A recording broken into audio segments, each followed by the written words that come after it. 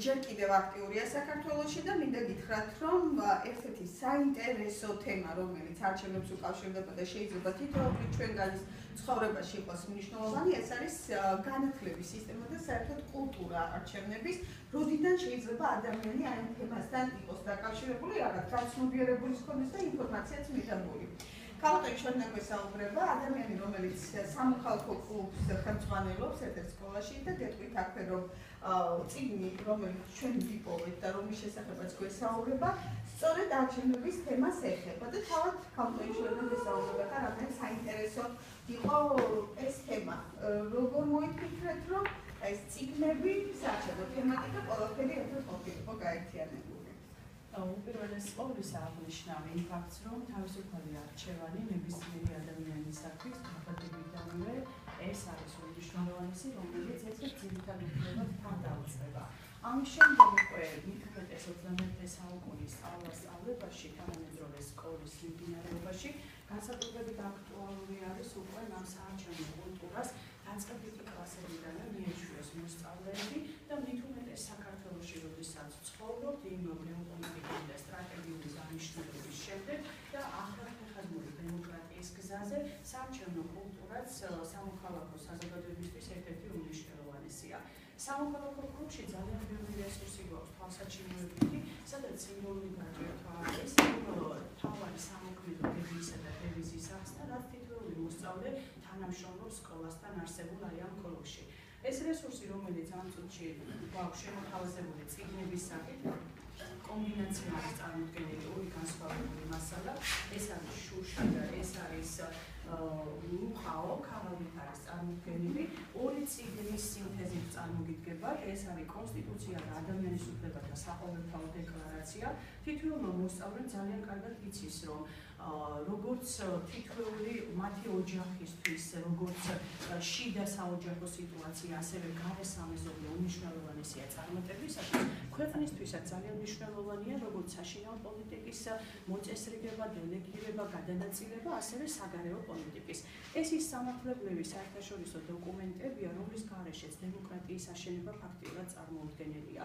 სახელმწიფოს ჩვენი საქართველოს კონსტიტუცია გამოსახულია ფუნდამენტად ძირითად წიგნად, რომელიც ასევე არის თანაზიარობაში ადამიანის უფლებათა საყოველთაო დეკლარაციასთან, გაეროს მიერ შემოთავაზებული 1958 წლის 10 დეკემბრით, რომელიც ეს 10 დეკემბერი თქვენ იცით, რომ სიმბოლურად ადამიანის უფლებების საერთაშორისო დღეა, რაც შეეხება მათ ფუნდამენტი არის მყარი აი ამ მინის შუში, თუმცა მინა ერთდროულად არის როგორც მარტივად მსხვერპლი, ასევე ამ მომენტში დაცულობას და სანდოობას ქმნის და გამჭვირვალობას. ეს სიმბოლური დატვირთვა ქონდა, რომ თითოეული მათი გადაწყვეტილება იმ საარჩევნო სუბიექტზე, რომელიც თუ ერთი კვირით ადრე 8 ოქტომბრამდე კლუბში ჩატარდა იმიტირებული არჩევნების სახით, დაენახათ ბავშვებს, რომ მათი გადაწყვეტილება სრულიად სანდო, გამჭვირვალე და ობიექტური არის.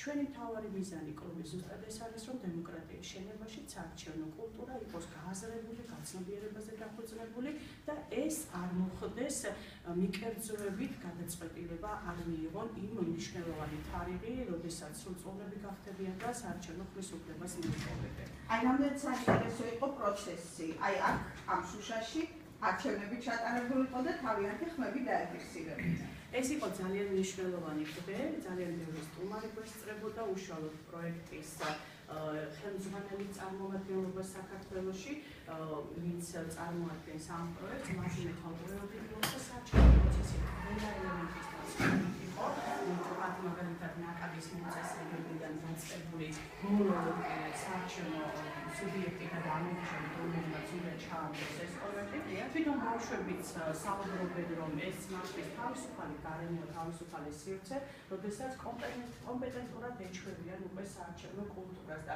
თვითონ იდეას რაც შეეხება კლუბში ყოველთვის გვაქვს ხოლმე იდეების გენერირებას ვახდენთ, საუკეთესო იდეა ხმის უმრავლესობით გამოვლინდება, ვფიქრობთ, რომ რომელი იდეა ჯობს, ანუ ვიდრე ეს წიგნები შეიქმნებოდა, ჩვენ ორი იდეაც ჰქონდა საარჩევნო ყუთს, რა სიმბოლური დატვირთვა ჰქონდა, თუმცა მათ უმრავლესობით ბოლოს გადავწყვეტეთ, რომ არაჩვეულებრივი სინთეზით წარმოდგენილი ეს თვალსაჩინოებითი რესურსზე არჩევანი გაგვეკეთებინა. აი როგორ იყო თქვენი არჩევნები?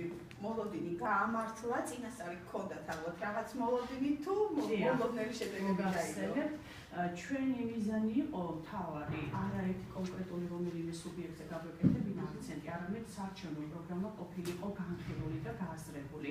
არჩევნების პროცესის შემდგომ გავაკეთეთ დისკუსია, თუ რა პრიორიტეტებს მიანიჭა მოსწავლეებმა ყურადღება. 6 საარჩევნო სუბიექტი ჰქონდა და თითოეულმა მათგანმა იცოდა, რომ ვიღაცისთვის იყო ვთქვათ ეკონომიკის სიძლიერე, ვიღაცისთვის სოფლის მეურნეობა, რადგან საქართველო ამ პოტენციალს ფლობს, ვიღაცისთვის იყო საერთაშორისო ორგანიზაციები, ანუ ჩემი მიზანი პირადად ჩემის და პროექტის ხელმძღვანელობის იყო ზუსტად ეს, რომ საარჩევნო პროგრამა გაცნობიერებულად წაკითხული, გააზრებული, რომ აქცენტები და პრიორიტეტები რაზედაც გაიკეთებინათ, ეს უნდა ყოფილიყო მათი გააზრებული უნარებიდან ამოსული და არა რაღაც მიკერძოებით. ეს იყო ძირითადად პროექტის მიზანი, ეს გამართულა კიდევაც და მე ჯერა, რომ კლუბმა თავისი მისია შეასრულა იმაში, რომ 18 წელს ველოდებით უკვე რამდენი ბავშვი იყო ჩართული? 26 მოსწავლე. ანუ 26-მა მოსწავლემ, რომელიც არის დამამთავრებელი კლასის მოსწავლეები, როგორც მე ვხვდები, უკვე იცის, რომ არჩევნებში მან მონაწილეობა ძალიან მალე უნდა მიიღოს, ეს მისი უფლება და რაც მთავარია მოვალეობაც არის ყველა სასაშენებლად. დიდი მადლობა, ასეთი საინტერესო იდეები გვხვდება ჩვენ არაერთხელ სხვა გადაღებაზე მისულებს და დარწმუნებული ვარ, რომ ჩვენს ქალაქში ასეთ მნიშვნელოვან თემებზე ყურადღების გამახვილება იმის მომასწავლებელია, რომ მომავალში გვეყოლება თაობა, რომელსაც კიდევ უფრო მეტი პასუხისმგებლობა იქნება არჩევნების მიმართ და რაც თავარია მათ ეცოდინებათ რისი უფლება და მოვალეობა აქვთ. დიდი მადლობა, ძალიან კარგია.